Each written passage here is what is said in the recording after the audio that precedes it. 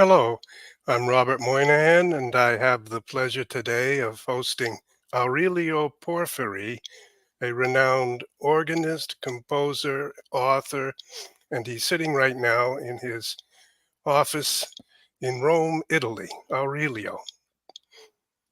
Nice to meet you. Thank you for having me. Right. It is really an honor to have you. And we're talking today about one of the great themes that is agitating the Catholic Church right now. And in some ways, it's agitating the entire world. The question of tradition and modernity, the question of holding on to things that our ancestors treasured and handed on to us, and embracing new things. And sometimes when that happens, we reject the old things and forget about them. And isn't this one of the great problems we face? And it's something that you have been writing about with great interest yourself.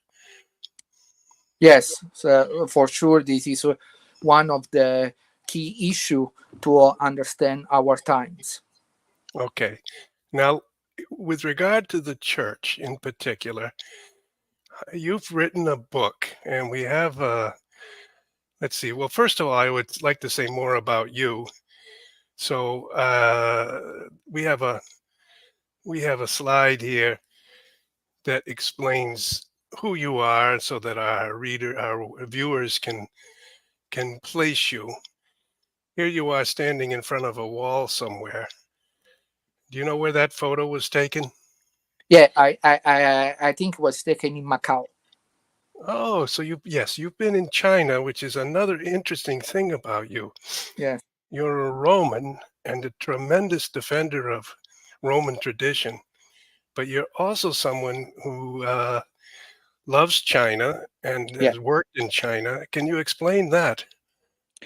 yes. I For family reason, I have ties with China, and also I live and work in China for 7 years, where I teach in a university, also in schools, music, choral music, sacred music, and so I was there from 2008 to 2015. Wow. So I lived there, So and mm, yeah, well, it's astonishing that you teach music and sacred music in China. yes, in Macau, it's a kind of uh, China sui generis, so we may say, but certainly is. I have fond memories about Macau, and especially about my students, the girls, because it was a girls' school, and they sing so beautifully the sacred music, and I really can never forget my experience with them. Of course, that was a very important watershed in my life, I would say also. So, and then of course, also foster my interest in Chinese things. So recently, I was again, this time in Hong Kong for 1 year, and when I was there, I was working with Cardinal Zen Yeah. for some of his books, and some of these books were already published Hmm. by Sophia, the meditation on Advent and Christmas, and the meditation on Lent and Easter. And now is coming in August a third book that is his own, we may call it meditation on the church, and is called One Holy Catholic and Apostolic, Hmm. from the Church of Christ to the Synodal Church.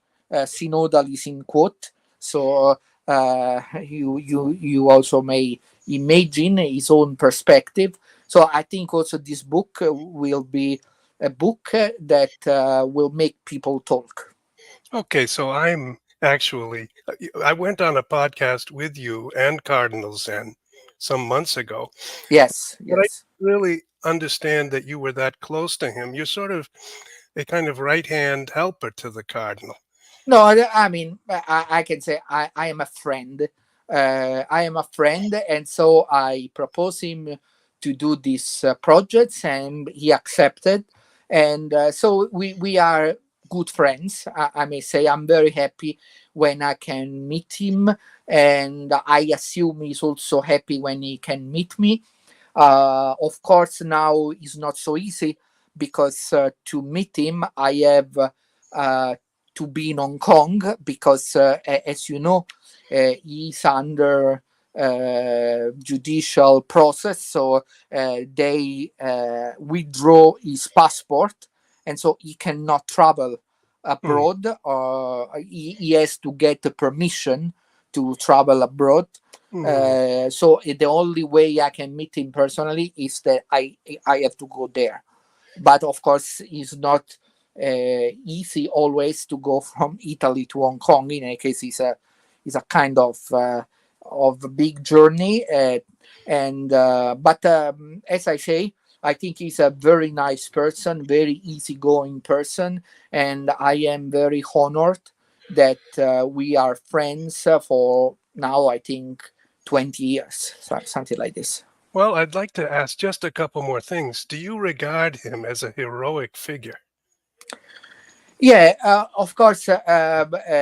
He's a very um, very courageous person, and he really stand for his own opinion, his own ideas, and certainly some of his opinions and ideas many people can share. So certainly he's a kind of church figure that is unlike the others, many of the others, we may say, because he's certainly not afraid of speaking his mind. When you know that other people usually they are more, we can call diplomatic, if you want to. So even if when they talk maybe with us, of course they say things, but then in public they usually have a more prudent approach. But Cardinal Zen, no. I mean, Cardinal Zen really is a very straightforward person. And some people don't like him for that. Some other people, me included, like him. And how do you judge the Vatican's desire to have an agreement with the present communist regime? This is a very delicate topic, but what I can say is that, of course, I understand the desire of the Pope to have a better relationship with China, because, of course, in China there are some millions of faithful, and it's a good thing that they can have a relationship with the Holy See. Of course, Oh, if the agreement that was uh, uh, arranged is the best solution to create the conditions for a good relationship from both sides. And as you know, this is object of debate, and there are many that say that no, this agreement it was not a good thing. There are other that defend the agreement. So and what, that is what the situation. what is Cardinal Zen's view? I mean, everyone knows, of course, he is very critical of the agreement. And I should say he's sorry, 92 years old now, 92 years. and he flew to Rome when a year and a half ago. Yes, for Uh, Benedict 16.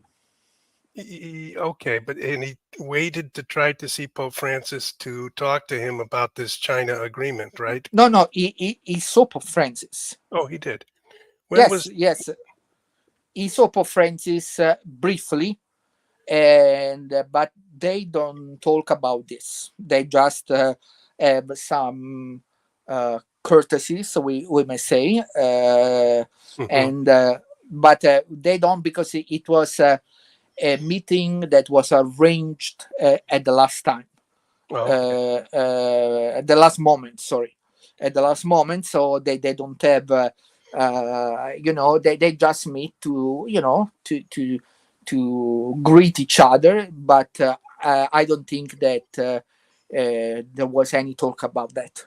Well, I'm fascinated about this because I've talked with Vatican officials, including Cardinal Parolin, the Secretary of State, who is the proponent of this agreement, and I've talked with Yes. people on his staff who prepared it, and they said we understand that it's by no means a perfect agreement, but considering human affairs and the danger of a total crackdown and the loss of freedom and the terrible difficulty that would cause the ordinary Catholics in China, we thought it was a prudent and wise thing to at least get the door open within the. Yeah, I think the point is very simple. Of course, they think that what they have done, it was a good way to start a journey together with China. I think that now, after some years, people concerned with this kind of issues may evaluate if this kind of agreement has brought good outcomes or not. Yeah, And I think that this is exactly the point. There are some observers that say that this was not not only a not good agreement, but did not bring any good things for the relationship between China and the Vatican. Other people think otherwise, and I think these are basically the two basic position we have now regarding the China business. So it's an open matter, and of course now, as you know, there are more pressing issues that are, in a certain way, obscuring this kind of problem, because we have the wars, we have the situation in your country, where there is the presidential election with all the the the, the uh, the fluff and things, and the things we are seeing, then the attempt of assassination to Trump, and then Biden withdraw. So I mean, there is a lot of things to talk in the news. So this kind of issue is not very on the forefront, but I think there will be a time where there will be a serious evaluation of this kind of diplomatic effort, and as there is an evaluation, for example, for the Ostpolitik, so now we can see what has happened. yeah, Also, George Weigel, no, he wrote something about that. So yeah. at the moment, we are still seeing, and I don't know, because it's kind of very delicate to talk about this, but Okay, okay. Well, I would say from a eagle's point of view, flying high above the earth, the Catholic Church, which is the heir in some ways to the Roman Empire and the Roman culture, and it was sort of the central pillar of Western culture, and it has 1.2 or 1.3 billion members. Despite all of its problems, remains a a fact in the history of the world and certainly for Western civilization. China remains that as well. Despite all of its vicissitudes, it goes back more than 2,000 years with its various imperial lines and its expansion and contraction. But Chinese culture and a completely different alphabet, a completely different society has 1.3 billion members. And they're two of the great societies in the world, the Roman Catholic Church and the Chinese people. And if a relationship, I think there were Jesuits ever since Matteo Ricci went to China and became a Mandarin. He learned Chinese and he wrote back to Rome and he said, let me celebrate Mass here also in Chinese because they just cannot even begin to understand my Latin Mass. And they said, no, no, don't do that. And people have judged that as a mistake, saying, well, we never had the chance to convert China. If China Sorry, were to sorry. become Catholic, Yeah. everything would change. Yeah, if I may say, because I think this is important. You say several things that I think maybe I should say some little things. First of all, you mentioned about the celebration of the Mass in Chinese, but has to be remembered that what they asked is not to celebrate with the language that the people were speaking, but with the literary Chinese. So it was an elevated form of language, so they don't, so because I know that people will say, oh, they celebrate in Chinese, so they ask to celebrate in vernacular. Not It's not really like that. It was an elevated form of Chinese they ask. And then you mentioned before something very interesting that I also observed, that of course there are deep differences between the Western culture and Chinese culture, but indeed there are many similarities between China and the Catholic Church. Both of them have a very long history. Both of them have a very great ancient culture. Both of them have at their core this kind of secretive culture. It's the same for both of them. You never really know what happened in the Chinese, in the rooms where there is power, and the same is with the Vatican. We always say, oh, we don't know what they are thinking, what they are doing. So I think that there are differences, but there are also similarities. And the church has for very long time uh, tried an approach with China. Indeed, what is very strange that many scholars from China, they still call Catholicism or Christianity the foreign religion, but indeed is not foreign at all, because the Christianity is in China at least from the 7th century. Even when I arrived in China, it was they call it the Nestorian Church, or the Church Yes. of the East. We have the stele, the Xi'an stele that testify of this. Then after that, there were several waves of missionaries, starting with the Franciscans, because the Franciscan came first, John of Montecorvino and other of this kind, and they, start to build, even if that with the Yuan dynasty, that is the Mongols dynasty.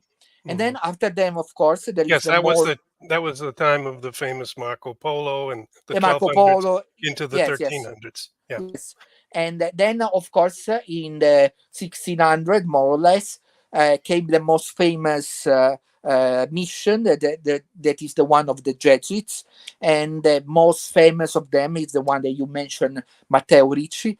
And but after the Jesuits, there were many other congregations that try to evangelize China. We think, for example, the Foreign Mission of Paris. We think of the Lazarist. We think of even the Benedictines. Also, there are so many that try to evangelize China. So the evangelization of China is a kind of fascinating adventure, if I may say that. There are several books on this topic. Probably the most interesting for the for the general audience is Christianity in China. That is a book written in French first by Charbonnier. Father Charbonnier, that was a French sinologist that passed away maybe a few months ago. Oh, And yes, he was a very nice person. I visited him in Paris. He was a very nice person, very easygoing person, and he wrote this book that was published in United States by Ignatius Press, and I think it's still in print. It's called Christianity in China, and so if the people want to know something more, they can read this book, Christianity in China. Of course, there are books that are much more in depth, like the Handbook of Christianity in China, that is in two volume. Every volume is 800 pages, but that is more for scholars and specialists, I would say. all right. Well, just one last question. You've spent 8 years living in China. Yeah, You're a Roman and yeah. you're a profound Roman Catholic.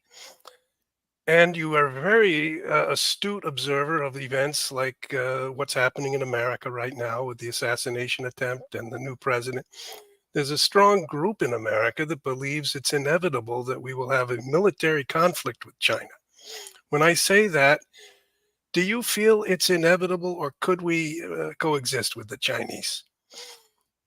Um, I think that if things will continue to go in the way they are developing, it would be inevitable if the things continue like this. Mm, But we have to hope that because uh, like Donald Trump, we can see the surface, the like the bowstring and insults. But I think that uh, Donald Trump, okay, is a leading figure, but then there is what the people call the deep state. And I think that the people that are in the deep state, on a certain regard, they are also pragmatic. And so they would think, it's the same in China, of course. They would think, but it's really convenient. We start a war between two really great superpower that will bring a great dissatisfaction and a great disaster. So I think they will think about this before doing the inevitable. So let us see how things will develop in this year, and of course, let us see how the situation with Taiwan will develop, and of course all this is connected with the war in Ukraine, and even what happened in the Middle East. So what I want to say, I can say like this: the Chinese, there is a Chinese curse that say you live in interesting times. mhm. So we are living in these interesting times, Well, so the times of very great uncertainty and great turmoil. So let us see how things will go, and then hopefully we can be spared the sufferings of a war. okay, thank you. I agree with you, Aurelio. I I I know this is a little bit off the track, but it's also an expertise that you have that I didn't realize that you spent so many years in China. And China too confronted this problem we're wrestling with tradition and modernism. And in some way, they decapitated their traditional culture, their Confucian culture, and they imposed on it a kind of, I guess, Western communist ideology that came to them from the Soviets. And they reached Mao Zedong, and he took power in China. And then they had a cultural revolution, and everything that was dear to them, the old Chinese vases and the old way of the Mandarins studying for their examinations, which took a whole week, and only those could enter into the leadership class. Well, now many of those people were executed, and it's a new Chinese regime came in that was, we call, very modern. But there must be a longing in China also for tradition. There is, and I have to say that first of all, I always say to people, or okay, you may not know, of course, because it's a kind of remote culture, the beauty of Chinese culture, but Chinese culture is really great culture. So I, of course, understand them that they are very proud of their achievements because it's really great. I mean, they have great philosophers, they have great art, they have also great music. So what I want to say is that Chinese culture should be really appreciated. But it's true what you say, that during the 60s, the 70s, with the Cultural Revolution, they destroy themselves a lot of their treasures. But what we can see now is that they are slowly returning, for example, to Confucius, to Confucian values. And one sign of this is very easy to spot. They have their own cultural institute abroad. They call it Confucius Institute. You Mm. know, so that they select a name that they know would be revered also in the West. Mhm. That is the name of Confucius. But there are other. There are really great figures in China, and also in Chinese Christianity. Great people that suffer from their faith. Someone told me that one day there will be really someone that will show the greatness of Catholic Chinese and Catholic Christianity, and I really believe this. Yeah, It's really, yes, partly that's the books of Cardinal Zen that you're helping him bring out. And do you know, we had someone on our chat here say, please pray for Jimmy Lai. Have you heard of Jimmy Lai? yeah, of course, yes. Yeah, so we should pray for him. I guess he's in prison now, isn't he? He's in prison, yes. And evidently prison for life. Is under trial. I don't know if his trial is finished because when I was in Hong Kong, he was still under trial, and I didn't see that they give any sentence. But maybe I miss something. But of course, he's one the most known person, probably with Cardinal Zen itself, that is undergoing this kind of judicial process, and we hope for the best for them, of course.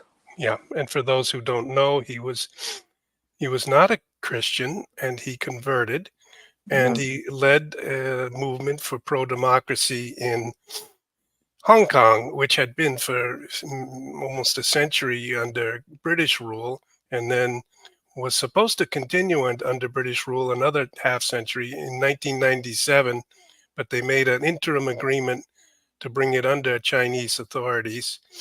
And so that those 50 years will continue until 2047. But Uh, China, if you want me to say something about this, that was okay, really tricky indeed, because at the beginning, when there was the Opium War that the British they won, and so they get the island of Hong Kong yeah, in perpetuity. ah, In perpetuity. mhm, After 20 years, there was a kind of confrontation, and so the Chinese also lose, and at the end, they get other parts close to Hong Kong. One is the peninsula called Kowloon. Kowloon in Chinese means the Nine Dragons. And then they get other territory that is within the Chinese territory that is called the new territories. But the new territories were given on lease for 99 years. So in reality, what happened is that in 1997, the lease expired of the new territories.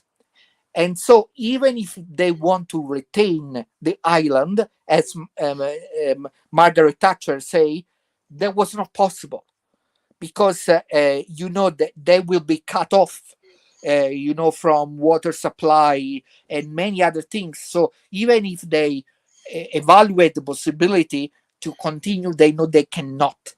And also the Chinese, they don't accept the idea that the island would remain under the British crown, and they say no, this has to return everything to us. So Mhm. there are several books on the negotiation between China and UK for the return of Hong Kong to China, and it was a kind of really rocky negotiations. I mean, with many setbacks, and there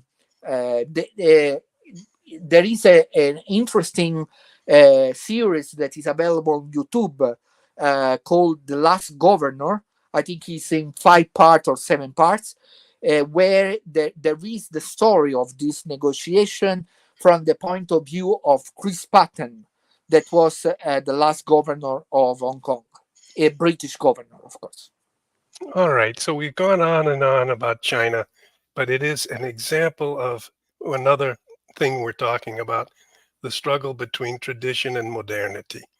And what we wanted to do is have some of your wisdom on the traditional movement in the Catholic Church and what's its history.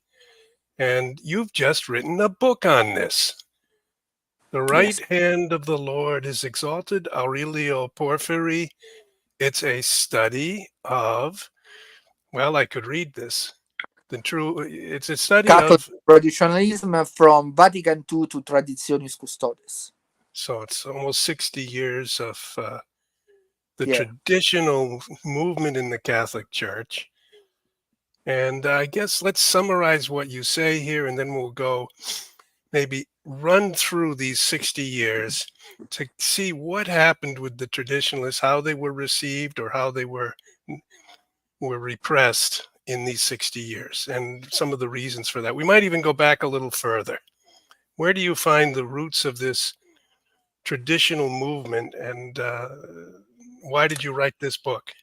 Okay. So I think I can explain what are the main theses that I present in my book.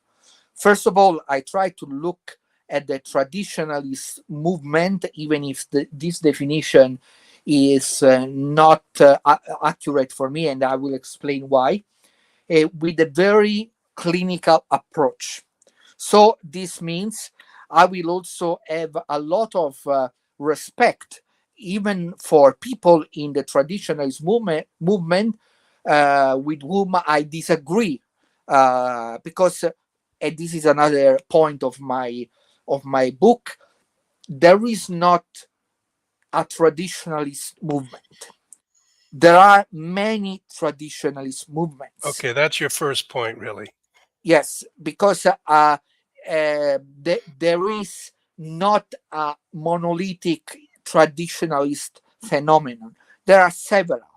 That go from the sede vacantis to the summorum pontificum groups, to the recognize and resist. I think you call it in United States. There are many now. There are the bene vacantis. So there are really several Yeah, bene, group. bene meaning Benedict. Benedict. Bene vacantis are those who think that somehow he didn't resign, or Exactly. Yes. yeah. Yes. This one. Yes. So it's not a unified group. And also, what I say is in my book is this. You know, sometimes people is used today to despise traditionalists. No, even in the hierarchy, they call it names. They call it rigid. They call it backwards, and many other things, even worse. But I say, look, if you understand what is their progress, their evolution, probably you will also learn to respect more their ideas. And how you can understand better the ideas of Catholic traditionalists, or why they became what they are now, you can understand it on the background of Catholic progressivism, because most of Catholic traditionalism is a reaction to the what the Romano Amerio, no, I talk about him a lot in the book, is really one of the most important writer on what he called the variations in the church. So that's R- Romano Amerio, yeah, Amerio, yeah, Iota Unum. His book was Iota one. Unum, It yes, means one iota. When Jesus said, "Not one tittle or iota, not one uh, iota of the y- scriptures will be changed." So he was saying it would be yeah, following the tradition of the scriptures. It's and he Iota Unum, one iota, is the name of Romano Amerio's book, a yeah. very famous He is a traditional. great book, Mhm. where he published in 1984, if I'm not mistaken, where he uh, present all the variations in the Catholic Church after Vatican II in a very analytic way. So, of course, I don't compare myself with Romana Merio, but what I want to do is to present the facts in the way, of course, I interpret them and the way I see them, and then let the people understand why these called traditionalist people react in the way they react, because the change was so deep, so big, that of course people felt disoriented. So traditionalism is one answer to this disorientation. But as I also say in the book, traditionalists traditionalism is not the final answer. I make the example that traditionalism is like an hotel. You know, you have your house that is not possible to live because need repair. So okay, we go in this hotel that we call traditionalism, but we have never to forget that this is an hotel. Is not our final destination. We have not to call home the hotel. And this is the danger with some traditionalist group or people that create a sort of ivory tower and create a sort of alternative church. And that is really missing even the purpose of the original traditionalism. And I want to finish with this. You think about Monsignor Lefebvre, that is probably the leading figure in the traditionalist Catholic movement. Yeah. When he was received by Paul VI, Paul VI was very angry with him and accused him. He said, "Oh, you want to substitute me? You want to be like a new pope?" And he say, "No, I don't want to be the new pope. I don't want to present myself as the new pope. I just want to help reform the church that I see in ruins." So, the approach of Monsignor Lefebvre was, I think, really with a Catholic spirit. But sometimes there are other people that may think, oh, yeah, no, we just live our life and we consider the present Catholic Church as something that we have not to care anymore. No, that's I think the big mistake. Well, Aurelio, you've really put your finger on one central point of our present crisis.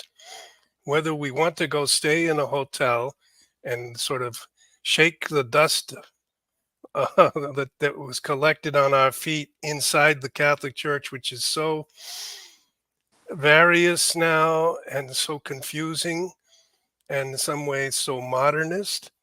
Do we leave it and say it's no longer the church, we're going to the hotel, or we're going to another house?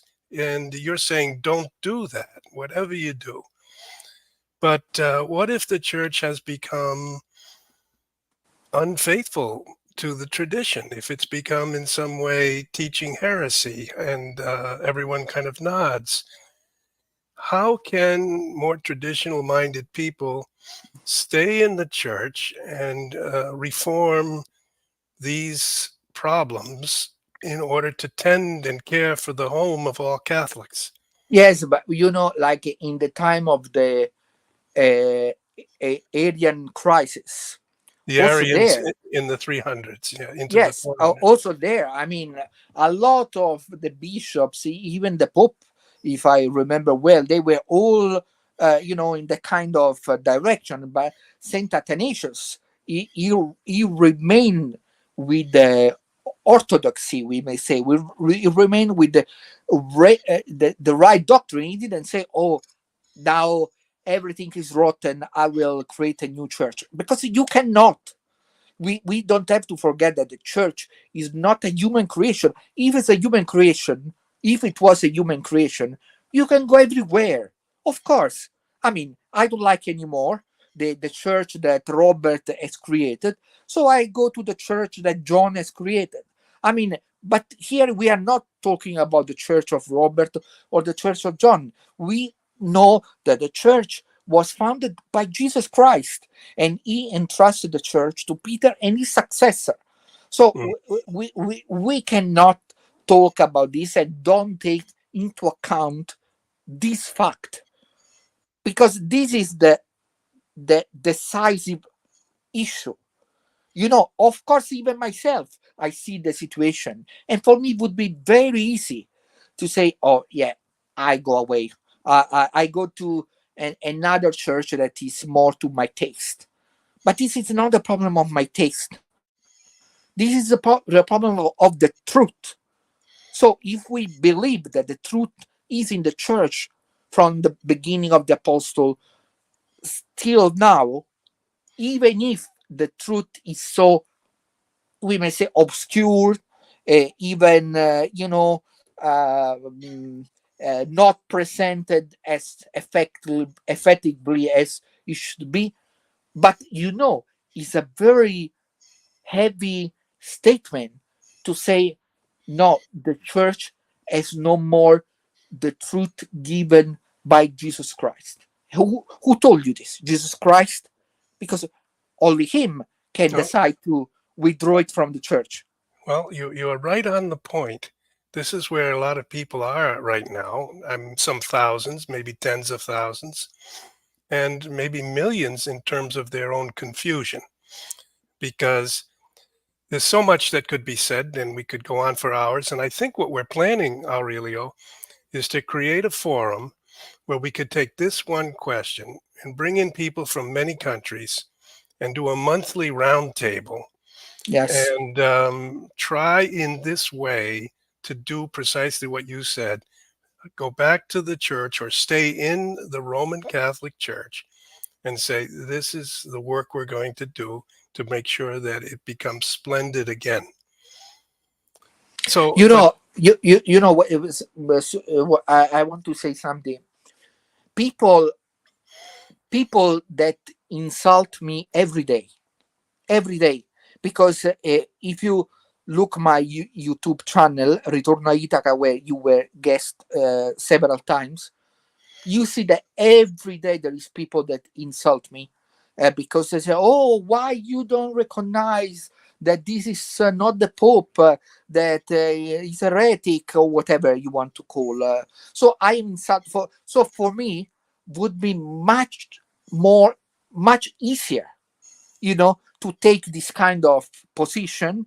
I would have my following, and but for me, it's not a problem to have followings, but for me, the issue, the real issue, is the issue of the truth.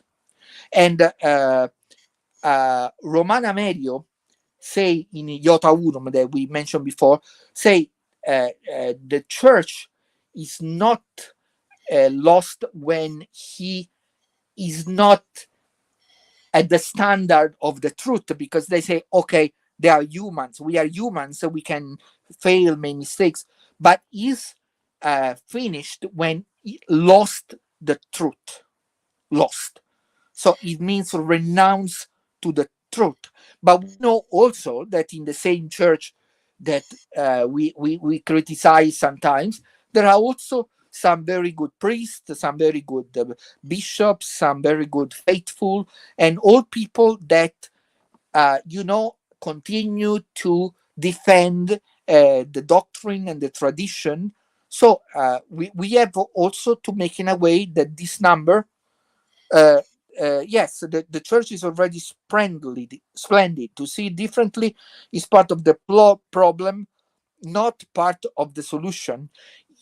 Yes, what the viewer is saying is true, but we have also to say that the church that is splendid supernaturally, but what we see now, unfortunately, is also the dark side of the church. So Well, it's not. yeah, I would thank you, Oversight, for saying that and for reiterating and emphasizing the beauty of the church is eternal.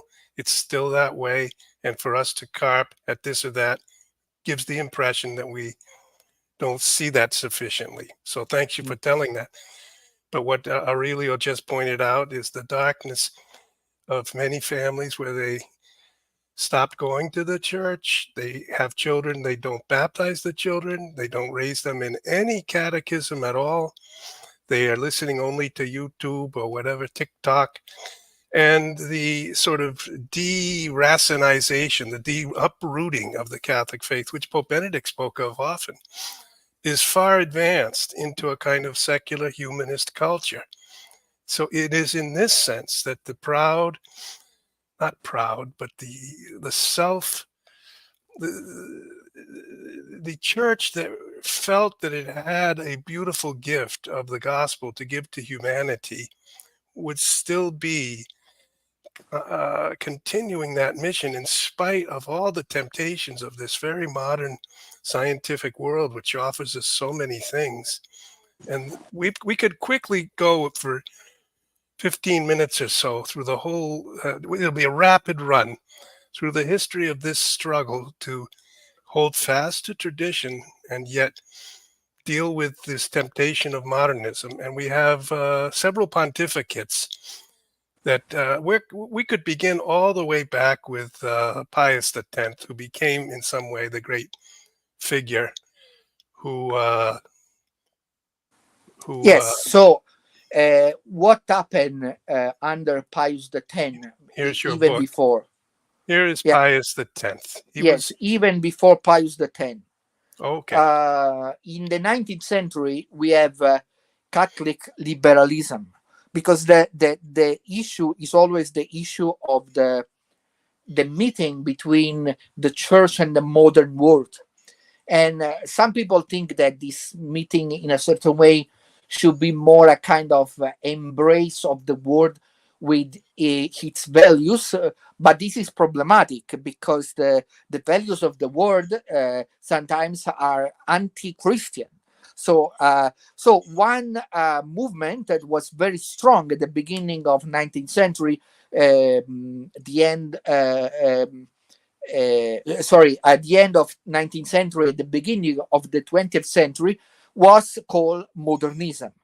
And Modernism is a very interesting movement. We cannot talk, of course, but it's interesting for us because a lot of the demands of the Modernism that were condemned by Pius X, especially in a document called Pascendi, of the 1907, a lot of these demands return uh, before Vatican II and during Vatican II, and became a sort of mainstream after Vatican II. Okay, so So, can we just say for our viewers, Pius X, who's more than 100 years ago now, he yes, he died just before the First World War, yes, and we're now in 2024, so 110 years ago.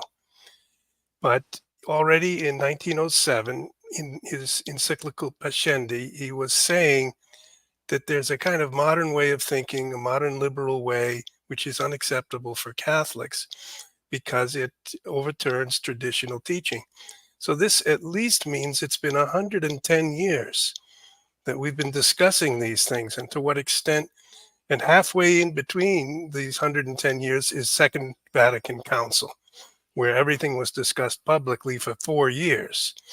And then we've had another 60 years discussing it in different ways, how to what to take from that council, how much to implement from that, which was the spirit of the council, what was the letter of the council.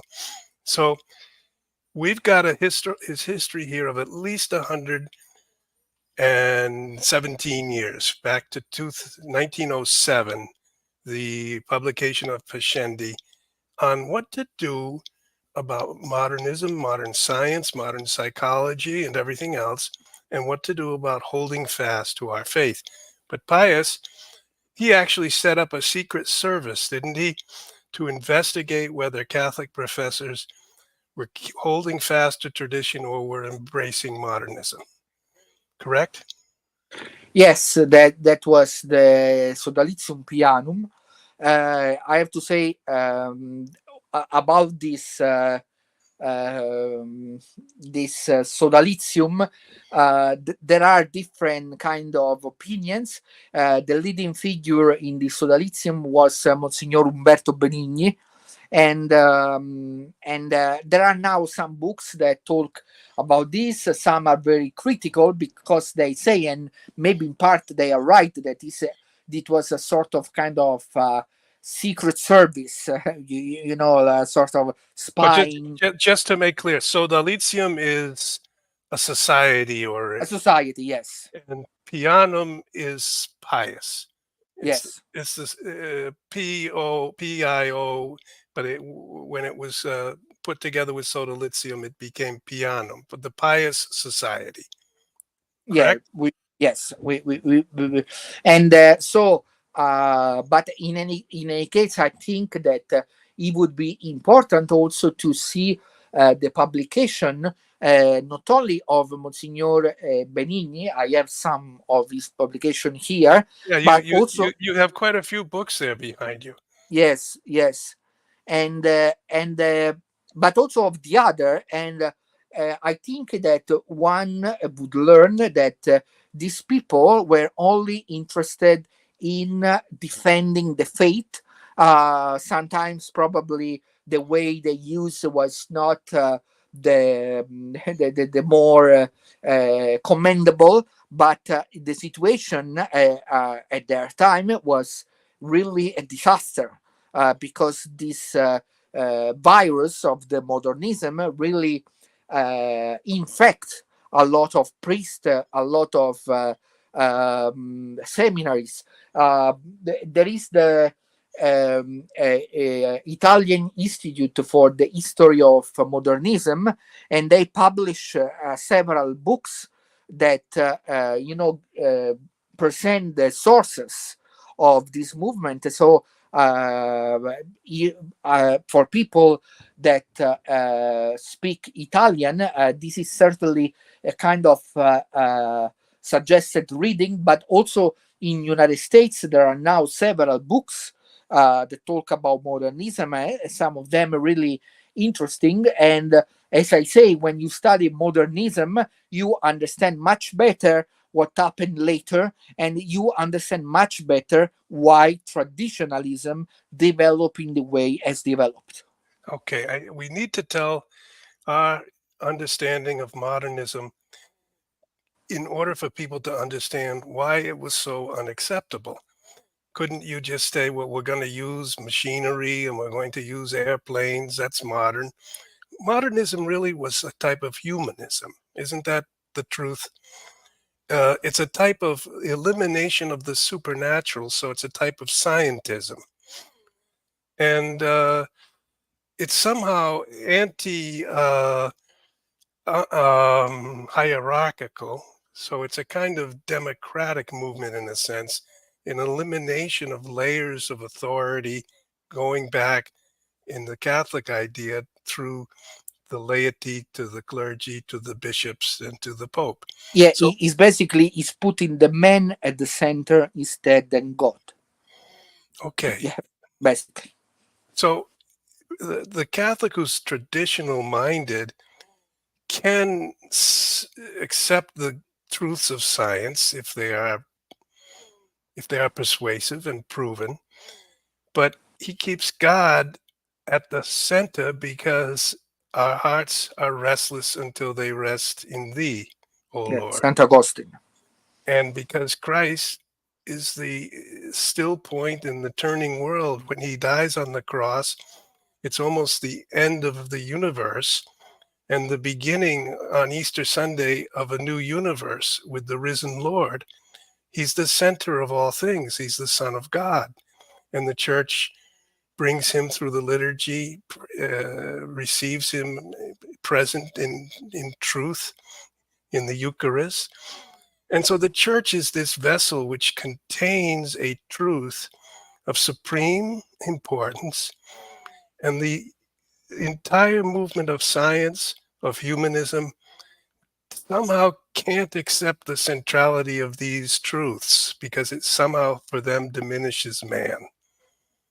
And whereas, Yeah, yeah, and also, the what I really want that our viewers understand is that if you are anti-modernist, does not mean you don't appreciate the things of modernity. Like we are doing a live streaming using a really modern technological so mean. are we modernist? Yeah, exactly. I don't think we are, but that's not the point. It's not refusing modernity, is refusing the idea that you have to put man on the throne instead than God. Yeah, that is the point. So this idea, for example, if we want to be more concrete, that the liturgy has to be for the people, we have to make it simple because the people don't understand. So basically they have they have destroyed the liturgy because they want to serve the people, but the liturgy is first for the glory of God, and then is for the sanctification of the people. So only if you give properly glory to God, then you can also sanctify the people, because the beauty of what you see and what you experience is reflected on your soul, and you can grow in your faith. Beautifully put. I think that's the essence of the matter. But history unfolds over 117 years of this struggle. And I wanted to have you maybe briefly run us through, even though we're going overtime now, we're finally getting to the heart of the matter. So I think we're going to go on a few more minutes. Is that okay with you, It's Aurelio? okay. It's okay. Maestro. It's Okay. okay. It's okay. So Pius XII passed away. He was succeeded by Benedict the 15th. 15. And Pope Yes. Benedict the 16th not only took his name from Saint Benedict of Nursia, who is the founder of the Benedictine order, who lived Yes. from 480 to about 549, so in the late 400s, early 500s, but also from Benedict the 15th, who spent his whole pontificate saying the First World War was a terrible slaughter and that they should do everything possible to make peace. But what did he do about modernism? Yeah, I mean, he also, of course, continue in the way of Pius X, but I think that he was also more careful to avoid certain excess. that certainly probably were present in the pontificate of Pius X, where I mean it was like an atmosphere of witch hunt. I think you say in English, no? Witch Yes, hunt. In other words, yes, students would go into a professor's class, take notes, go to the Sodalitium Pianum and say, "Our professor is a modernist. He's yeah. teaching us modernism." And he'd say, "Okay, what's his name? What did he say?" So there was a kind of spying going on. No, and then also what happened, that if you don't like that person, so you go to the bishop, you say, "Oh, the person I think is modernist." So basically, everyone was accused to be a modernist, but sometimes they were not. Just maybe they have people that don't like them, and so they use this to get some kind of revenge. But also, Benedict 15, I think, say something that is very interesting for traditionalists. In his first encyclical, now I don't remember the name. It was, I think, Ad Apostolorum Principes. Now I don't remember exactly, but he say that we have not to follow the spirit of novelty. We have not to go after new things. We and not to go after new things, but we have to see traditional things in a new way, or presenting a new way. And is in Latin is non nova sed noviter. So not new things, but in a new way. Non So novus et noviter, not yes, non new nova things, sed noviter. but the old things in a new way. And this Yes, precisely really was John the 23rd's remark almost 50 years later when he said, "I'm going to have a council, we'll call it the Second Vatican Council, but it's not going to present any new teaching. We're all set with our teaching. It's going to present our teaching in a new way so that the world can hear it and accept it in a more effective way." yeah, this is what he say, but then it's not what happened. Okay, right. But okay, so this is Benedict. And after Benedict came the very great Pope, but not quite as well known as many, Pius the 11th, who was from really the whole 1920s. In 29, he signed the Concordat with Mussolini, which created Vatican City State. A lot of people don't realize it didn't officially exist until 1929, and he signed the documents. Yeah. And he ruled all through the 30s. As you could see, the great powers, both the British, the Germans rising again, the Soviets with their very atheist regime, and Italy with Mussolini. So terrific modernistic movements. What did he do about the philosophy of modernism? I think Bonaiuti was in the 1920s. Ernesto Bonaiuti. No, but he died under Pius XII, so he lived quite long, because you know that the most famous modernists are three. One is George Tyrrell, Yes. that died quite early. Then Back was, in the late 1800s.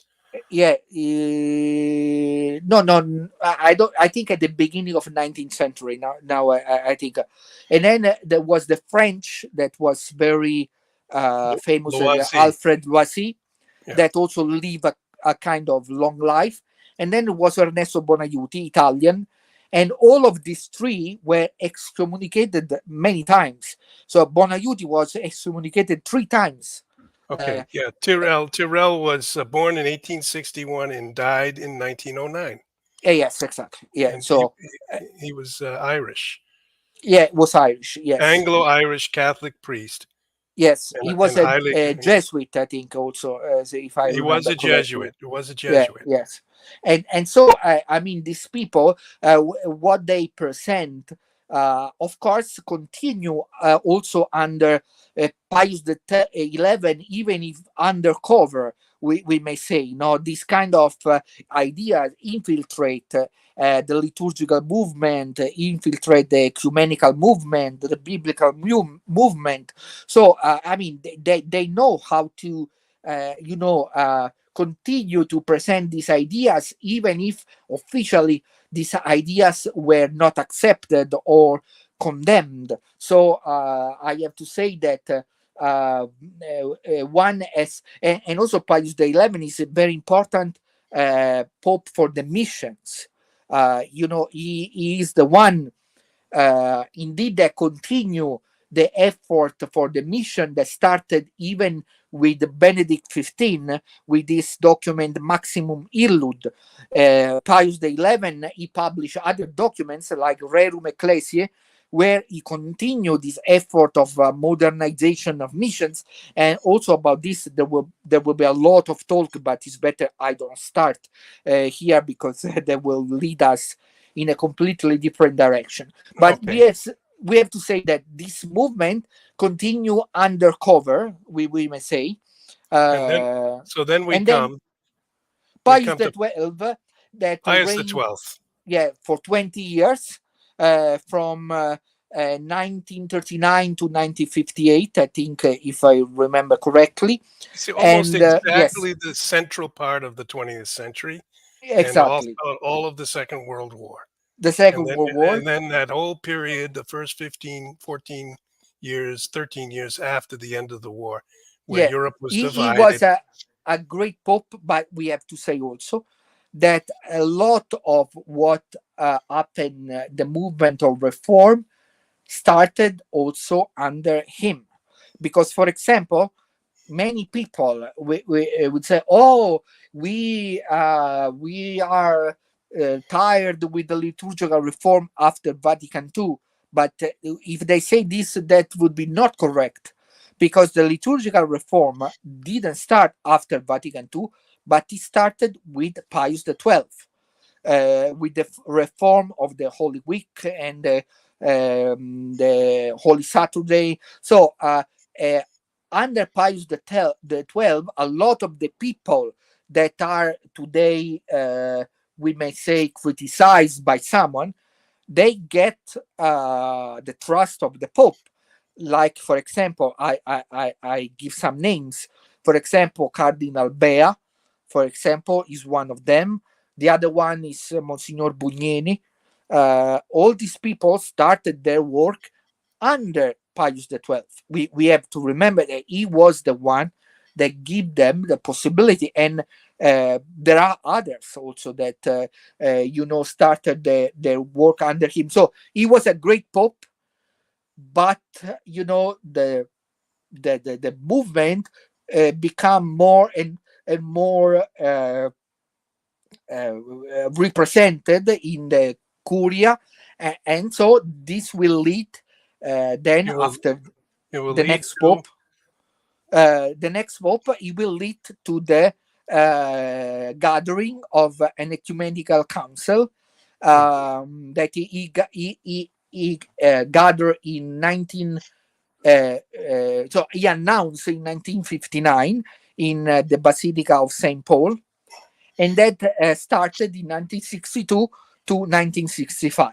But we have not to forget that a few months, even I think few weeks before the starting of the Vatican II, the Pope presented a document called Veterum Sapientia, where he praised highly the use of Latin in the church, and he commended that the Latin should continue to be used and to be maintained. So if one think that few weeks before Vatican II, the Pope present this document, it means that probably he didn't really realize what was going to happen.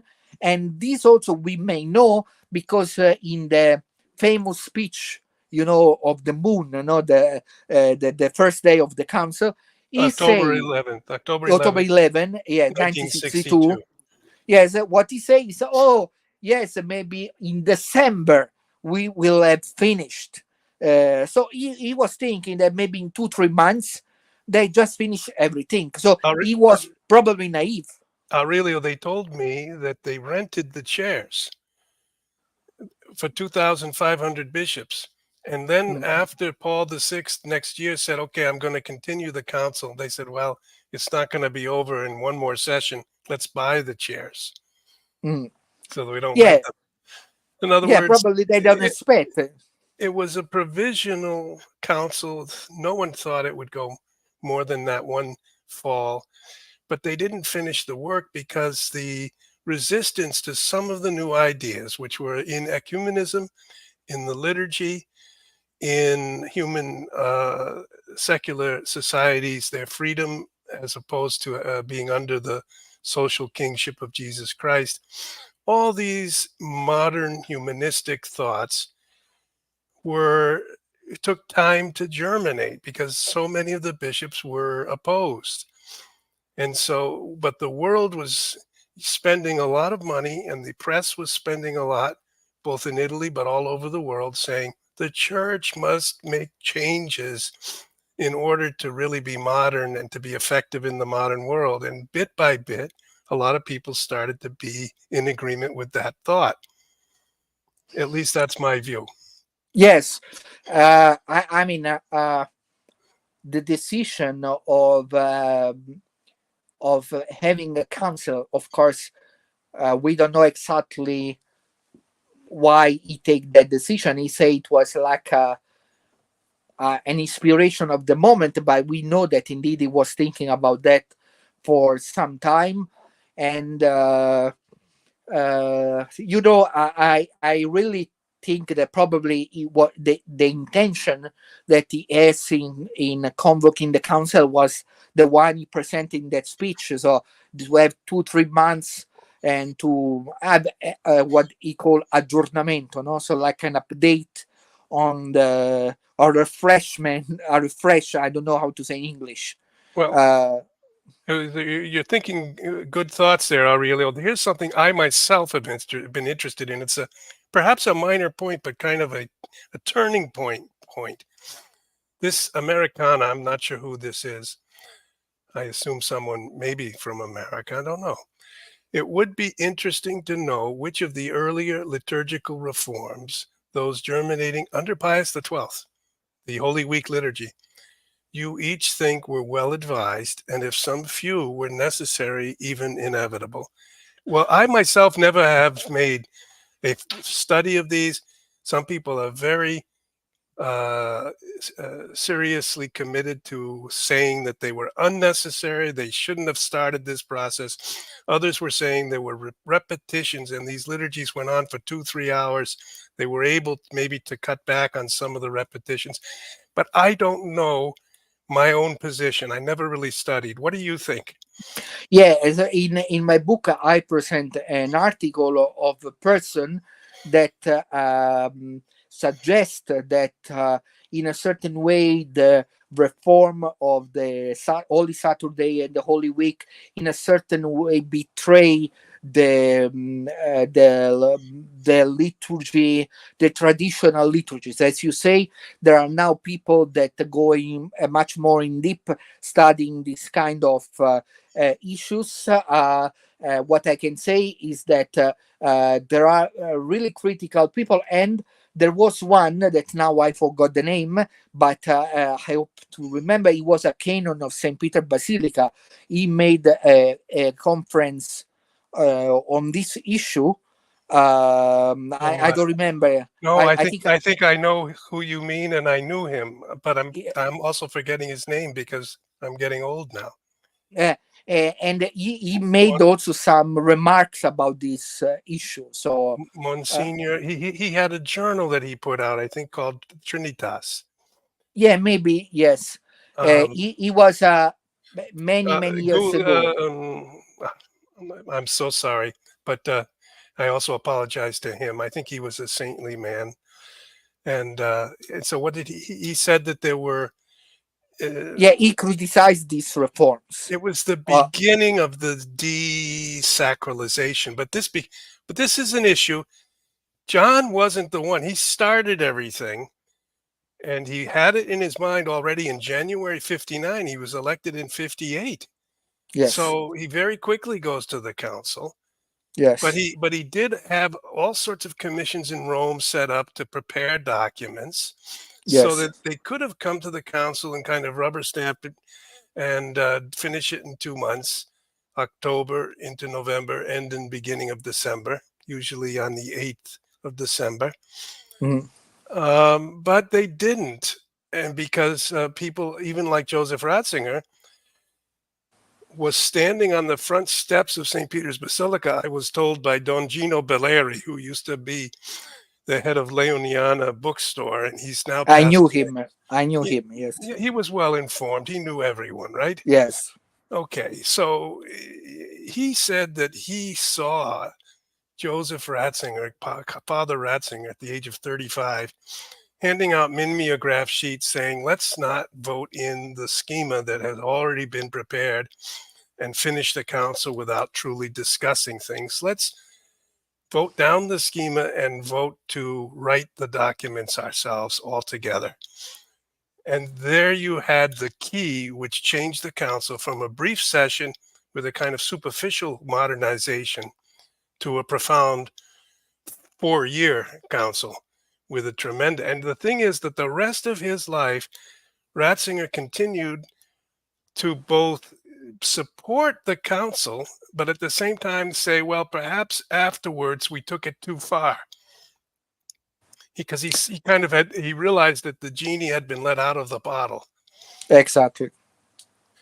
So Yeah, I think that the you uh, you are a person that read also and know also Italian, so you may be familiar with the many, not many, but several scholars that are questioning also the role of Ratzinger, not only during the council but even later on.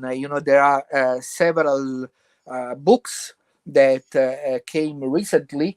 I Now I'm thinking the one of Professor Enrico Maria Radaelli, that yes, yeah, so, but there are other that they criticize the theology of Joseph Ratzinger.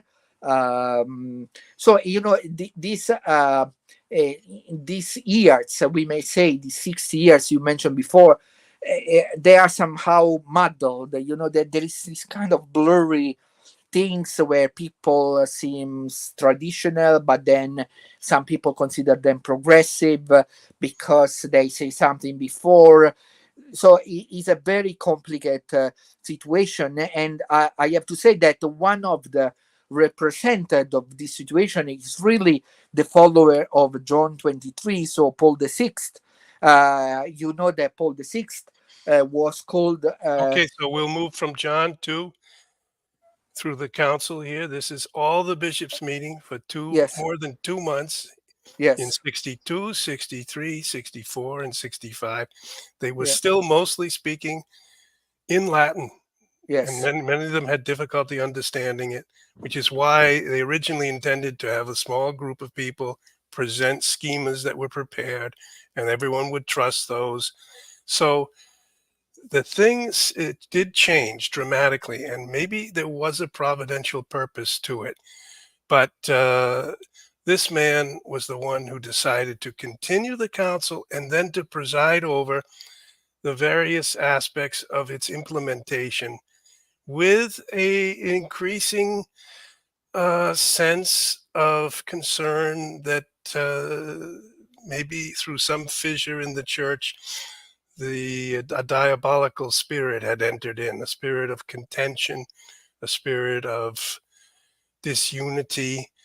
He said that on St. Peter and Paul's feast day, June 29th, 1972, publicly. Publicly, he said, I'm afraid through some fissure in the wall of the church, the evil spirit has entered in. yeah. He told of the smoke of Satan. No, in That's that what I meant. Yeah. yes, and I think what is interesting about the Pope to understand is really the nickname that some people gave to him here. They call it the Amletic Pope. Hamlet. Uh, Hamlet. yes, And the Hamlet was Amlet. was indecisive. He's famous for saying to Yeah, be or not to be.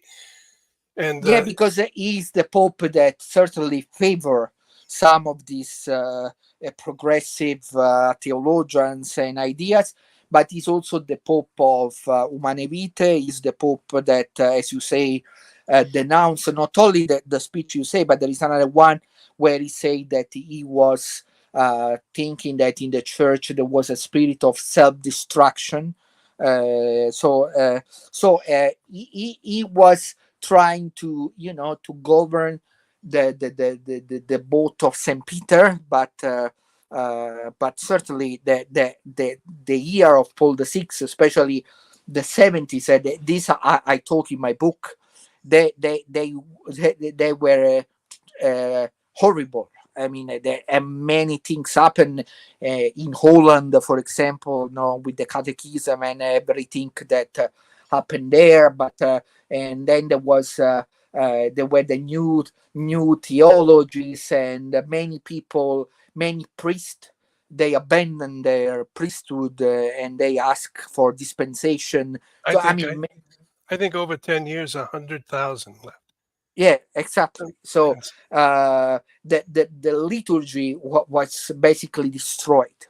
The point is that regardless of the good intention that I'm sure some of the reformers they have, but still now we have on a point where the liturgy on the Novus Ordo, in very, very few places we may see reverend liturgies. In most of the parishes, 99% of them, we see a liturgy that is undignified and that don't give you the sense of the sacred, the sense of adoration, the sense uh, of the presence of God in the liturgy. So what happened there, still we are paying the price okay. for that. So my conclusion has been over the past several years and is now crystallizing in my friendship with you and with others. We need a thorough study of what these popes wished to do, tried to do, were unable to do, were frustrated in not being able to do. And then we have to carry that history right through the last few years and offer our kind of complete uh, analysis is as a kind of reasoned gift to the church, because people often are quickly coming to one conclusion or another, and they're abandoning the church, condemning the popes. We've got many people who think all the popes somehow lost their validity because they did the things associated with Second Vatican Council. But at the same time, we know that if the enemies of the church desired one thing, it would be to divide us in such a way that we would splinter into many small factions. So somehow, ut unum sint, Jesus prayed at the end of his life, I pray that they remain one, that they be one, that they be united. And we say we have one holy Catholic and apostolic church. And if it's not, and we also believe it's a visible church. So if we, but it is true that somehow certain trends and certain teachings crept in and they distorted things. And you've referred a minute ago to the complete destruction of the liturgy, no longer centered on God, but kind of a humanistic, sociological prayer. Maybe that's an exaggeration, but somehow people of goodwill and Catholics of goodwill should form some type of a movement, a study project, and put it under the authority or and offer it to the popes themselves as a way to write straight with crooked lines, put things back in order. Because as we go through these things, we see it's been going on 117 years. We've lived through almost half of it ourselves. We've seen it. We've met these people. You know Cardinal Zen well. I met Pope Benedict many times. I've met Pope Francis, and I never knew Paul VI, but of course, watched his pontificate and as a young person saw the revolution of the 1960s in society, which was a rather crazy moment, and people watching and listening will remember. All sort of traditional ways of behavior were brought into question. So anyway, let's rapidly run forward to bring it up to the day, and then we'll end it. Paul VI, the Hamlet Pope. We're skipping over John Paul I, who was Yeah, so sorry for regarding traditionalism. Of course, under Paul VI, start the issue of Lefebvre, right. and then all the Econ seminary, and then the several moment of also fight between the two. And under John Paul II, the situation, of course, they try to find an agreement, and he was hoped that they have found an agreement, but many people know the story, and I talk about this in my book. But then Monsignor Lefebvre, after his meeting with Cardinal Ratzinger, that at the time was the prefect of the Congregation for the Doctrine of Faith, he changed his mind, and he decided to order 4 bishops.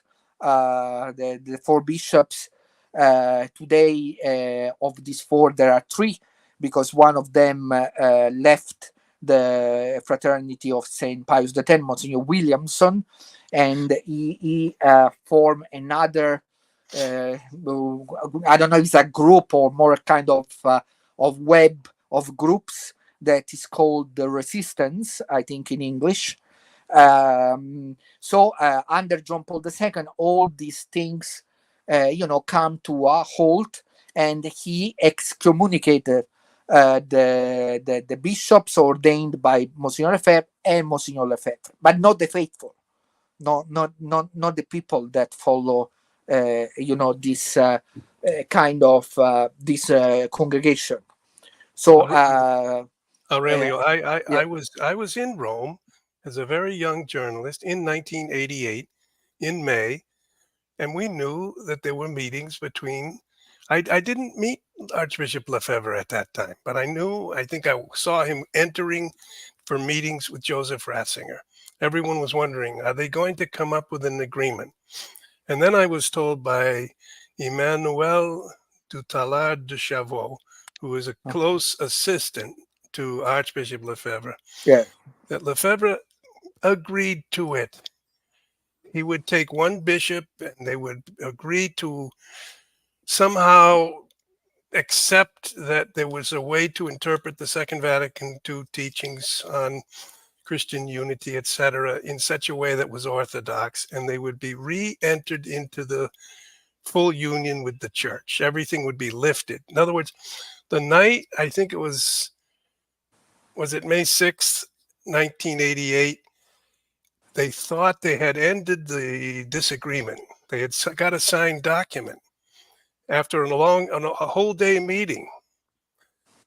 And I was told that he went out to Albano and stayed up all night in prayer, saying, "Have I made a mistake, Lord? Have I compromised the faith?" And in the morning he said, "I can't accept my own decision. There will be some problems that will emerge. We could be deceived. We could be somehow uh, tricked by only having one bishop. And so I'm going to withdraw my signature." And he went back in and told Joseph Ratzinger, who was completely astonished, said, "I'm not going to agree, taking back my signature." So that was the moment when that became an official schism, and it was the only bishop who left the church or was excommunicated.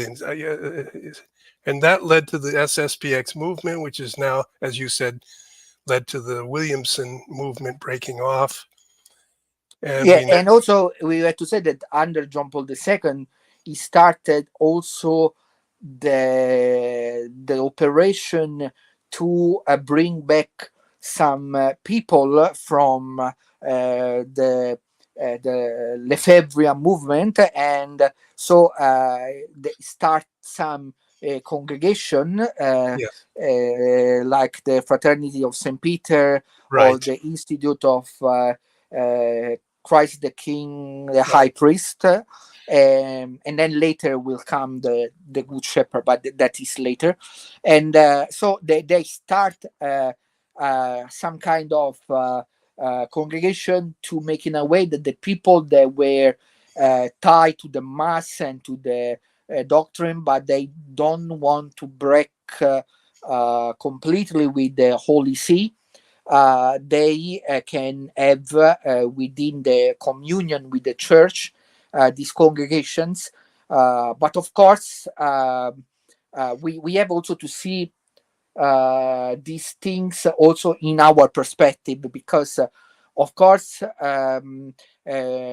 even Pope Francis, he say that he say that the Fraternity of St. Pius X, they are not outside the church. He said in several occasions, but that was said, I think, also before by Cardinal Gagnon. If I remember correctly, he said the same thing. They are not, because also Cardinal Gagnon was a visitator. How we say in English? Visitator. Yes. Yes. Yeah, That's the right. visitator through the fraternity. So they say that they are not outside, but they are in a kind of irregular situation. We may say like that. So then John Paul's pontificate ends, and And arrived Benedict XVI. So Benedict the Benedict 16th. XVI, we all know what he has done. In 2007, he published Summorum Pontificum that give a much broader possibility to people to participate and to priest to celebrate the traditional mass. And also we have to say that Benedict XVI inspire a lot of people, a whole lot of people in reconsidering this kind of tradition. And so in that kind of sense was beneficial. My judgment is that because he was a pope that certainly understand the problem that were present after the council, he can do more. For example, he loves music, but on the field of sacred music, he did almost nothing. Not a directive to say, "Oh, let's finish with this kind of worthy music in church." No, he didn't. So I think that was a missed occasion. But of course, we have to commend him for Summorum Pontificum, that certainly inspired a lot of young people also to get closer to the tradition of the church. So that was certainly something that people will always remember about Benedict XVI. But then, Okay. after him, came our present pontiff, Pope Francis, and we all well know that under Pope Francis, there was a kind of uh, how to say restriction on the possibility of the celebration of the Tridentine Mass, and one the important document, the symbolical document that everyone remember, and is the one with whom I end my book, is Traditionis Custodes. But of course, I finished my book more than a year ago. But after I finish my book, we continue to see that the situation is not over. And we have also heard some gossip, some modern gossip, that there is a document that will be even more restricted. This document was thought to be released a few days ago, but they didn't. So maybe they rethink that maybe it's not the right moment, because, of course, there was an outpouring of protest, and but we know that the document is there. I mean, the document is already done, so it's only a question of time. And so what we have to do, so probably what we have to do is to continue to denounce and to talk, hopefully, and hopefully the Pope and the people close to the Pope will have a reconsideration of the situation and will understand that they have more pressing problem than making troubles to traditionalists, because they certainly have more pressing problem. I don't say more important, but more pressing problems, like the church in Germany, or the crisis, a huge crisis in the whole church, where lots of people are abandoning their churches, they are abandoning their parishes, they don't feel anymore the church is giving them what they think they spiritually need. I think they have to ask themselves why this is happening, and probably the problem of when they will solve this problem, the problem of the traditionalist will solve itself. Okay. I'll repeat a couple of things you said just for clarity. Pope Francis published, it was July 16th of 2021. It's 3 years ago now. Yes. Traditionis Custodes, which means of tradition, the custodians or the guardians, which is a kind of, how do you say it, sarcastic remark almost, because he uses the guardians of tradition are the ones who wish to set aside the tradition, in a sense. And he argues there that people who attend the old liturgy are forming a sectarian group within the church. And he uses a survey that was sent out as the basis for that. But Diane Montagno wrote an article saying that pieces of the survey, which was never published, but that she was able to see, someone showed her part of the documentation, do not show that the bishops were writing to the Pope. We've got these sectarian groups who are fanatical about the old Mass. No, rather they said we've got these groups that are very pious, very fully Catholic. They love the old Mass, the old liturgy. And so there's some type of a deception crept in here, or a misrepresentation, or even a lie. And I think that on that basis, if the Pope was ever persuaded that he was told something false, that he was told the bishops wanted him to do this because these were worrisome groups, that Yeah, it the wasn't point the point is that of course, if we don't see this survey, we cannot have an exact idea of what is the issue, because of course one source say that they talk about sectarian blah blah blah, the other source say that saw the document and it was not true, but of course, we are in the middle, and we should see what this document was really about. right. Okay, so, and now the rumor is also that the document has been upgraded or made more severe and has been prepared. And the Pope actually, they say, the rumor is, it's been reported in the Italian press that Cardinal Parolin a few days ago went to the Pope. The document was there on the table between them. Parolin says it's ready to be signed. And the Pope hesitated and said, no, I don't want to sign it yet. So we don't know why he's saying that or why he hasn't. I think maybe his staff or the people around him thought he would sign it already. Um, in the month of June and into July, as the rumor appeared that this document was being prepared, people like Damian Thompson in England, a journalist there, favorable to the old liturgy, got together a special appeal which received hundreds and hundreds of signatures, often even from non-Catholics, who said that the old liturgy is such a beautiful liturgy. It's part of the culture of the West. the culture which led then to the mass that Mozart or Haydn or others wrote. And so to completely repress it is a kind of cultural, it's almost like the Reds in communist China Yeah. throwing the $1 million Chinese vases out the window.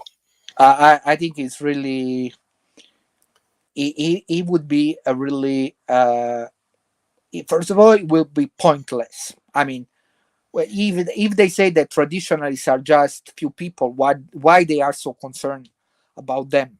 You know, if they are few people, let them do what they want. Why they don't go after groups that have much more people and they do much more damage? So that Hmm. is something that many people are asking themselves, and probably one day they will ask their bishops or even higher.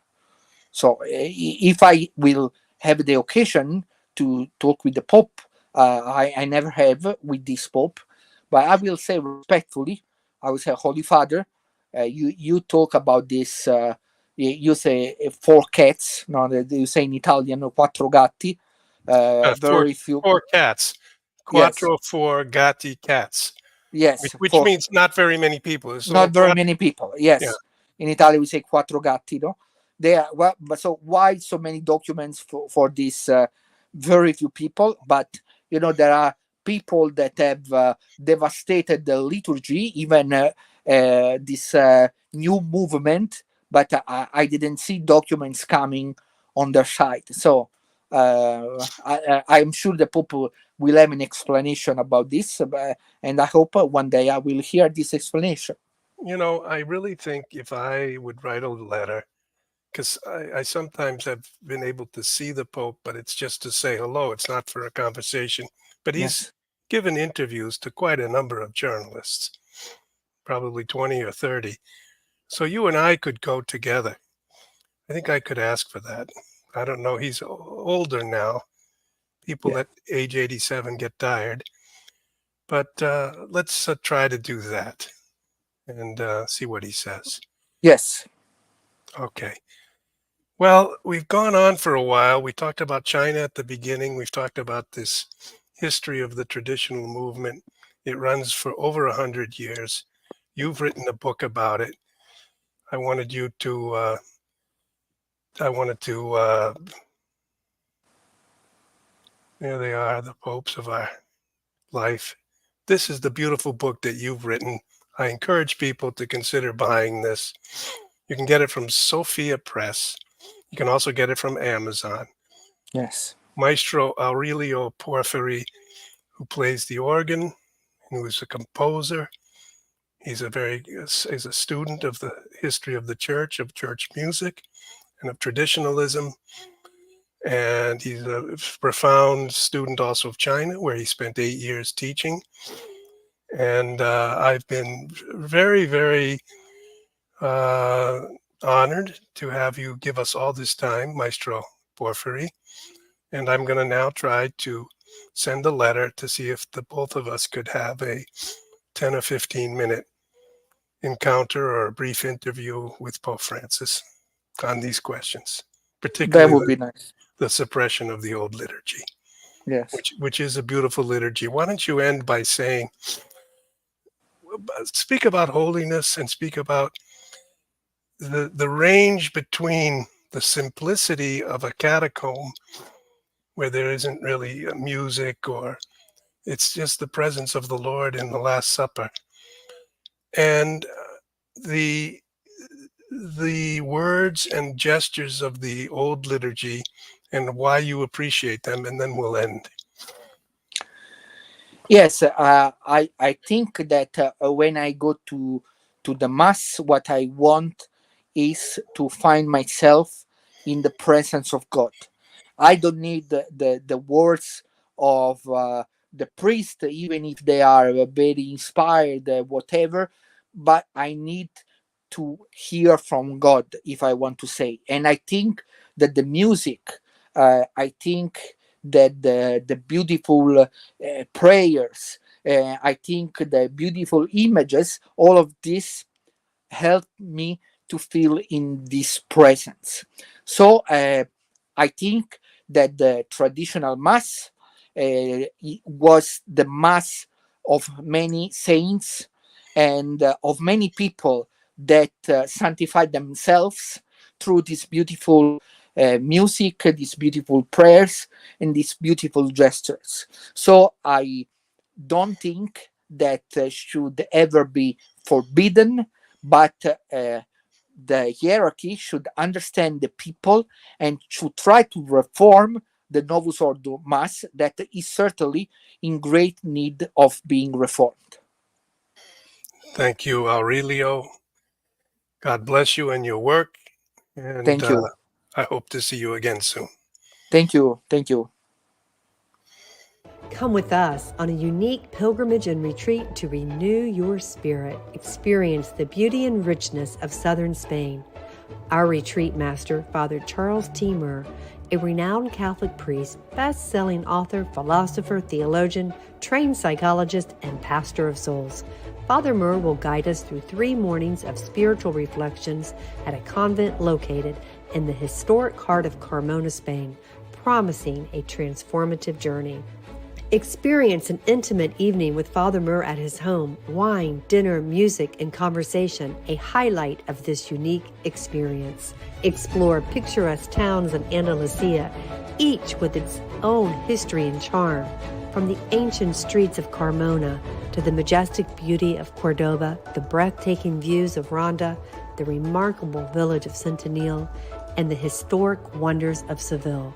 Our pilgrimage will be filled with awe-inspiring moments. Join us on this profound spiritual journey and rediscover the joy of faith, fellowship, and renewal. Book your place now and embark on a pilgrimage and retreat unlike any other.